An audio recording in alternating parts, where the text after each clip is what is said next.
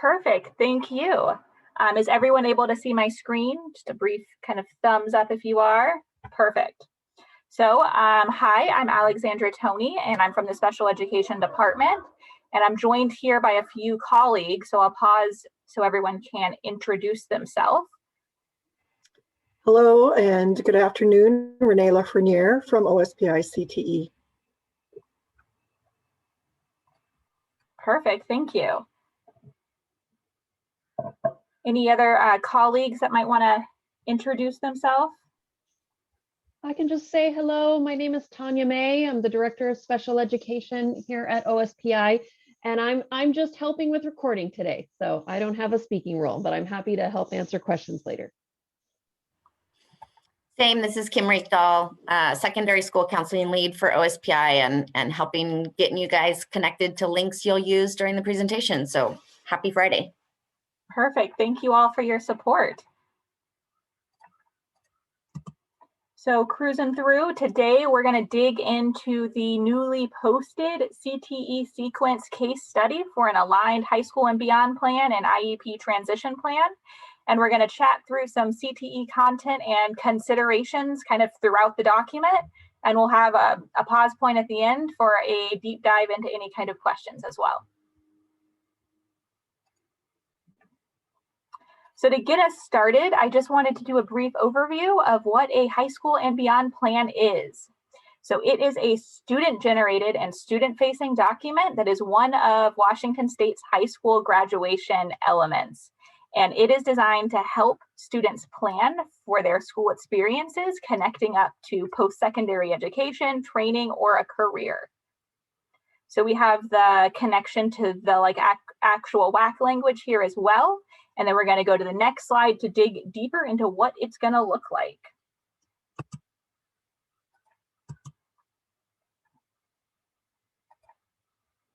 So this is for our second case study. It is for Sherry, who is a 10th grader. So it's an in-progress high school and beyond plan and IEP transition plan. And so we're going to walk through some slides to show what this is going to be like. We're also going to drop that case study into the chat so you can follow along. We'll be talking about page numbers throughout as we kind of talk onto the different elements.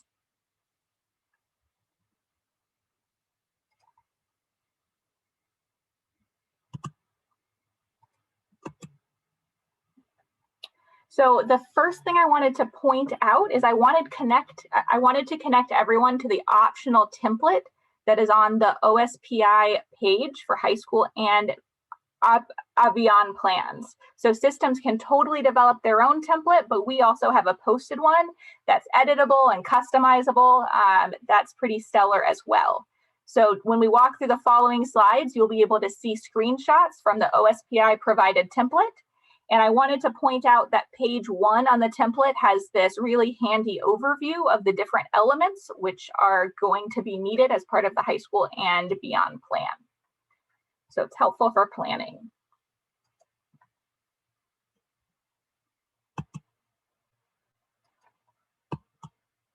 So going to the next slide, one more thing I wanted to point out before we get started is you're going to be able to see this IEP symbol throughout our case study today. This is highlighting where that connection is happening between the IEP transition plan and that IEP and the high school and also beyond plan. So hopefully this can be a helpful prompt for your systems, and we anticipate this IEP symbol will be included in the next update of the high school and beyond plan template.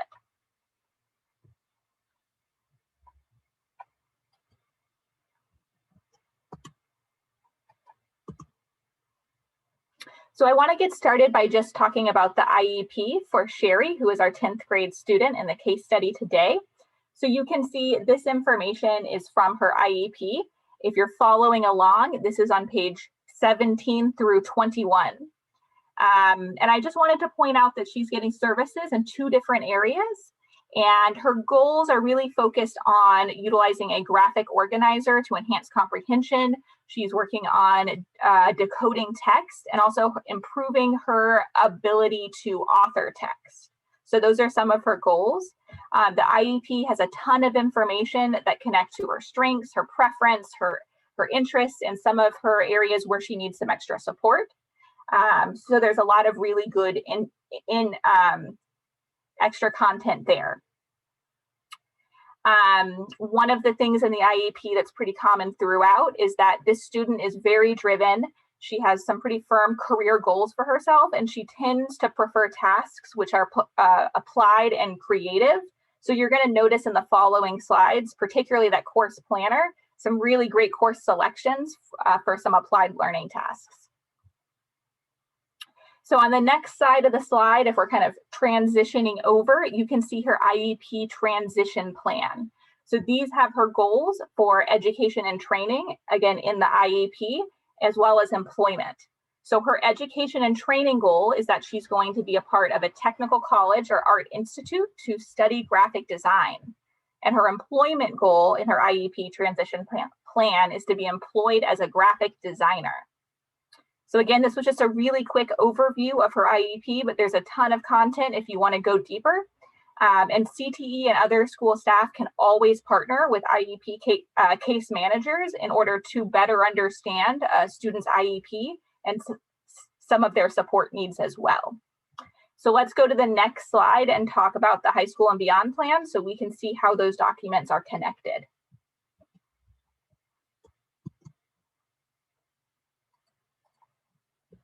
So this first section is the personal profile. If you're following along, this is on page 3. So you can see the student's profile on top in the 7th and 8th grade, and then on the bottom, it captures it in high school. So you're able to see her interest and also her goals and her skills over time. There's also a summary of some of the strategies which are helpful for her, all in student first language. So for example, I am aware that a calculator and a graphic organizer helps to be engaged during classes. So all this information here is very student driven, and it's also really coordinated to the content in the IEP. So that was just a couple points I wanted to point out with this.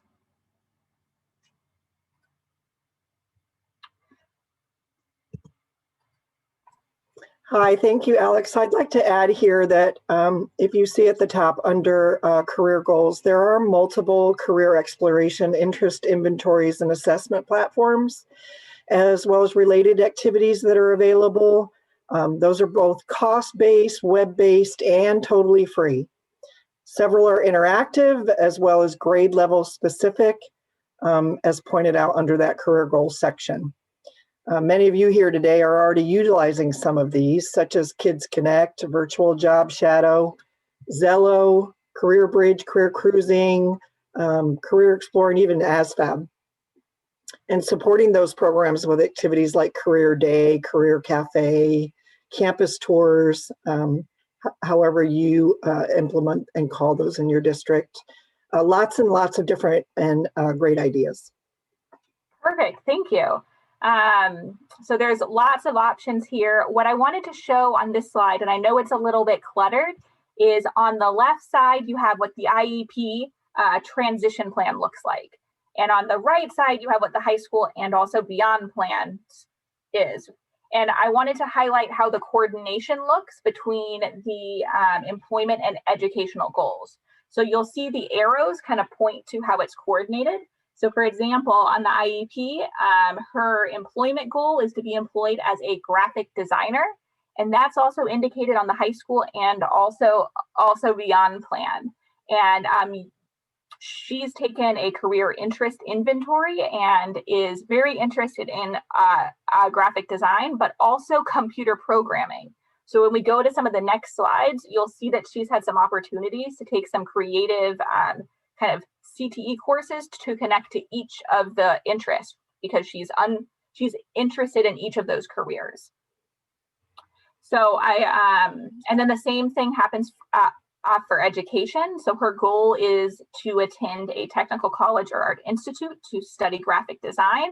And you can see that is coordinated in the high school and beyond plan as well. And you have that IEP symbol right there just as a cue that those need to be coordinated.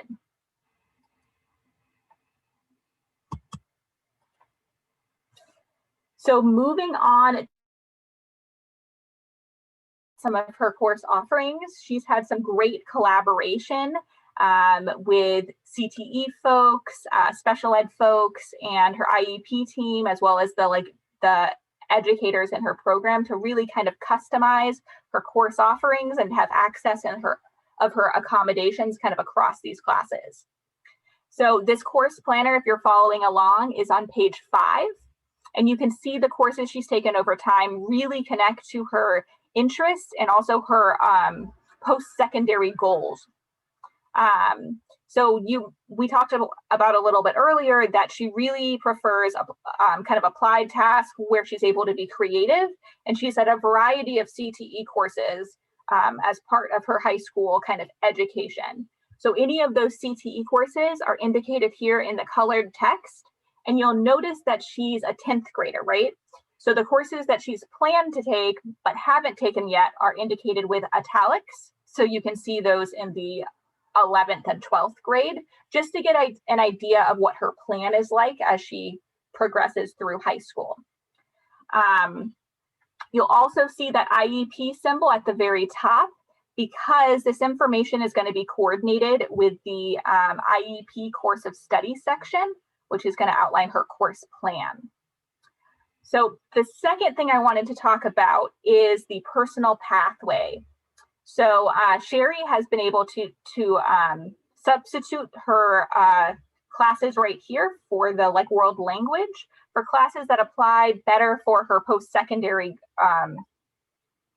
education goals. So she's going to be taking a commercial art class and a CAD drafting class.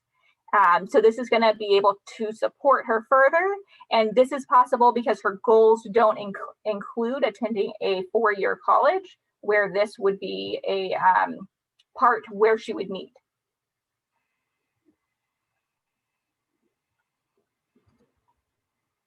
So I'll pause here just to get everyone oriented to the classes. And then in the next slide, we're going to go a little bit deeper into some of the CTE course considerations and points here.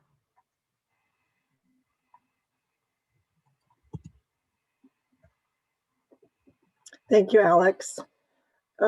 As Alex said before, collaboration really is the key to planning a successful experience for the student. The selections of courses based on her career goal was a collaboration of the CTE and her counselor and her special ed folks. So that process must be strategic, comprehensive, and really individualized actions rather than just checking the box. We know through data and reporting that CTE programs really help students participate, complete, and transition to post-secondary more successfully. Interest and relevance equals engagement, but also it means better attendance, lower discipline, and better outcomes. So another point to consider is the reason that students, especially students with disabilities, often find more success in career programs is based in the standards of our CTE pathways. Critical embedded components such as the leadership, the extended learning, work-based learning, industry guidance, family engagement, dual credit, and industry recognized credentials, they're all contribute to a meaningful career and college preparation for students. Ongoing collaboration not only sets up the student for the best opportunity to succeed, but it also ensures equitable access for all students to these programs and ultimately better preparation, transition, and outcomes. And so an additional component that I'd like to point out on Sherry's plan is the CTE equivalencies, which align the academic content of core courses like math and science with the technical content of the CTE courses. So it really provides an advantage for a student when earning their required graduation credits and trying to fit that all into their 4-year plan. In this example, Sherry's taking CTE courses that also count for arts, an AP computer science principles class that counts for science. And additionally, she's got the opportunity to take electives that are relative to either of her top 2 career goals. Again, graphic designer or computer programmer. So all this collaboration and components really combine to provide Sherry 2 CTE pathways to graduation. And we'll spotlight that in just a moment. And those equivalency components are yet another opportunity for planning and collaboration between the adults and the student. An equivalency expert, Lisa Fish, you heard earlier, she's expanding those equivalencies fast and furious. So be sure to reach out to her and or the website for updates. Next slide.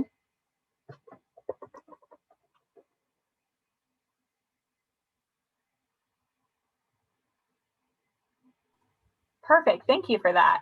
So this is where we're going to dive a little bit deeper into talking about the graduation pathways for this student. So if you're following along, this is on page 8 of the case study.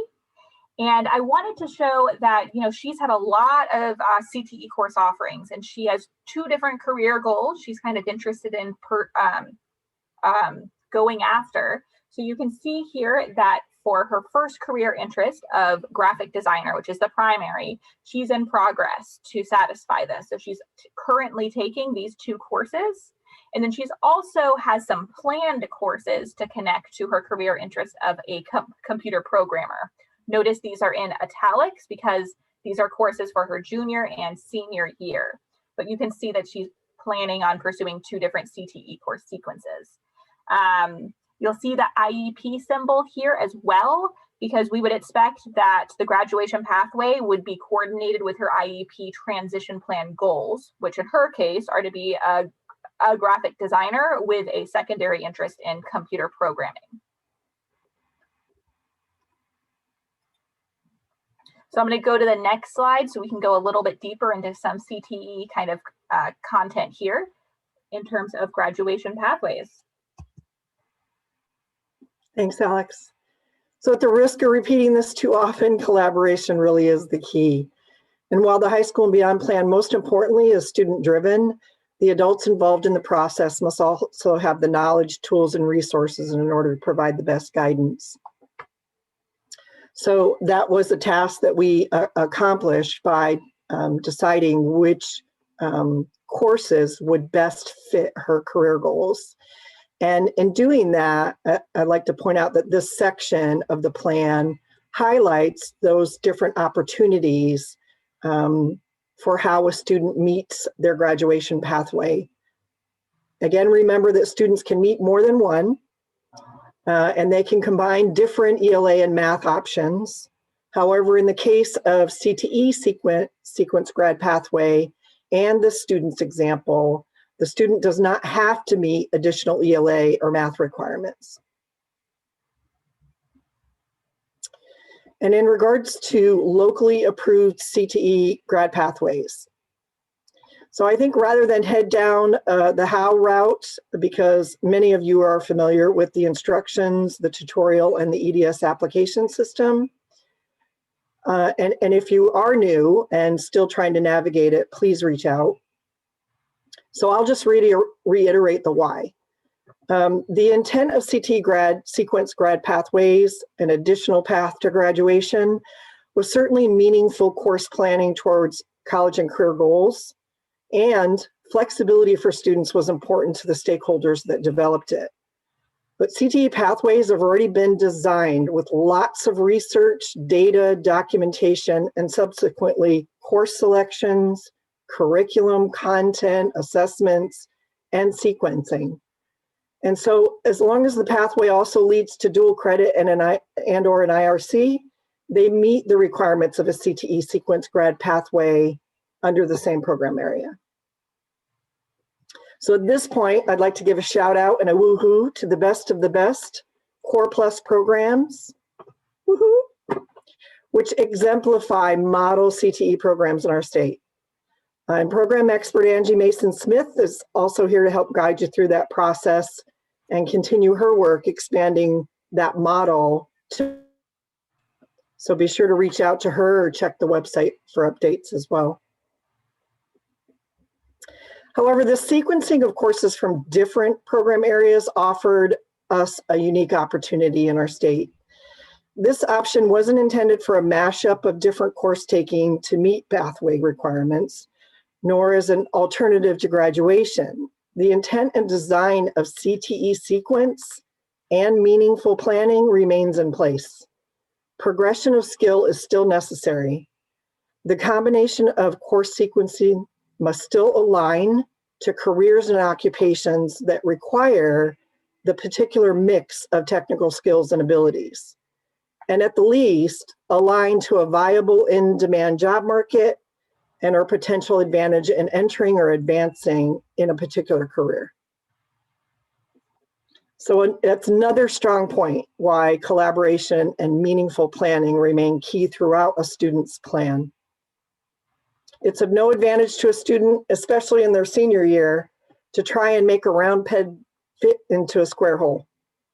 And what I mean by that is that it would be no benefit to Sherry to take a foods class and a food handler permit if her career choice is to be a graphic designer, or to take an accounting and a QuickBooks certification if she wants to be a computer programmer. That is not to say that if Sherry has room in her schedule or an interest in variety, she couldn't take different classes as an elective, but why not guide her to related courses that could supplement her success and reinforce her specific career goals? So that's why you saw the choices of commercial art and the other course there. A clear, meaningful path to her goal is at least 2 credits in the same program area with the potential for multiple equivalencies and an opportunity to take an industry recognized credential, and in Sherry's case, such as Adobe or C++. Next slide.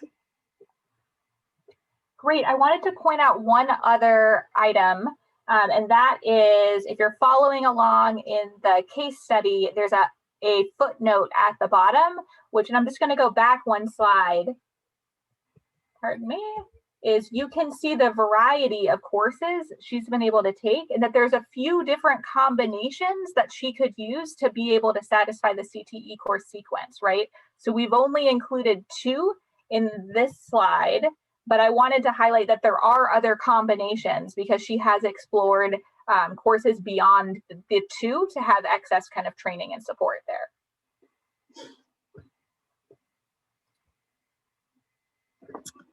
So we'd like to take this opportunity to offer just a few questions to consider and or points on which to collaborate. So Tanya's going to drop a document in the chat.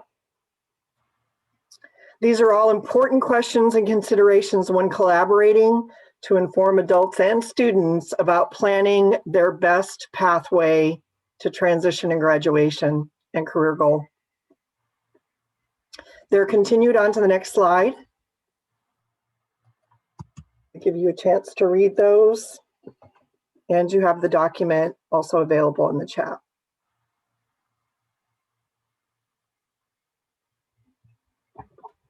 Thank you, ladies, and you can advance that.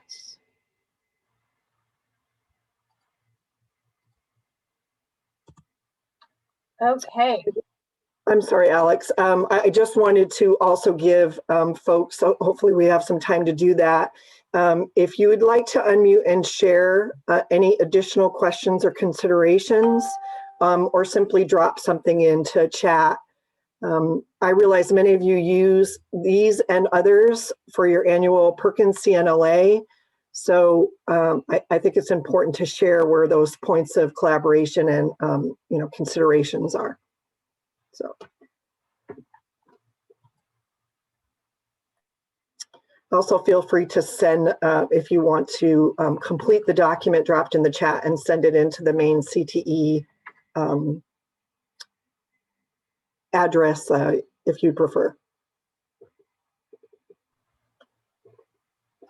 So if there are no further additions at this time, I'd like to turn it back over to Alex. Perfect, thank you. So closing in on the last element of the case study today, we have the activity log. So Sherry is a 10th grader, so this is an in-progress activity log. She has access to this, she's able to update it over time, and it will be continued to be updated her 11th grade and 12th grade year. So it has a little bit of information on her skills and strengths here. For example, she's pretty proficient in photography and also like graphic design tasks. And she's had some awesome opportunities to be able to practice that. She was a volunteer for her high school team to be able to work on producing kind of like pictures of the staff.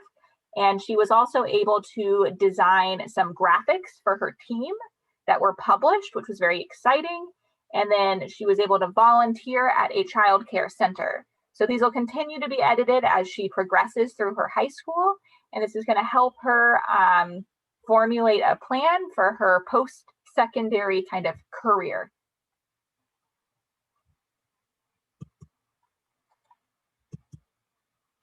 So that concludes our quick walk through the case study. We've chatted the link if you want to go further. It's about 22 pages. So there's quite a bit of extra information there, but I just wanted to provide a high level summary of how those two documents come together to create a really supportive transition plan document to guide a student in their high school journey. I wanted to connect you to our secondary transition page. We're going to drop this link into the chat as well. There's a large guidance brief, which is connected here.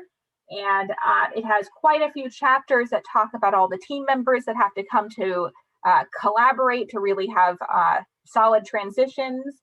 The two case studies we talked about are also in Appendix B. So the one we went through today was for a CTE student. And our previously posted case study was for an adult student getting transition support. So those are the two case studies. There's also checklists for school counselors and for educators. And there's also a student checklist as well. So there's a lot of great tools there. If you have any questions, feel free to email us. We have our connections here on this slide as well as on the first slide. We're happy to answer questions and help problem solve a little bit as well. So thank you so much for the time today. We're going to close out our presentation and then we're going to open it up for some kind of questions and comments.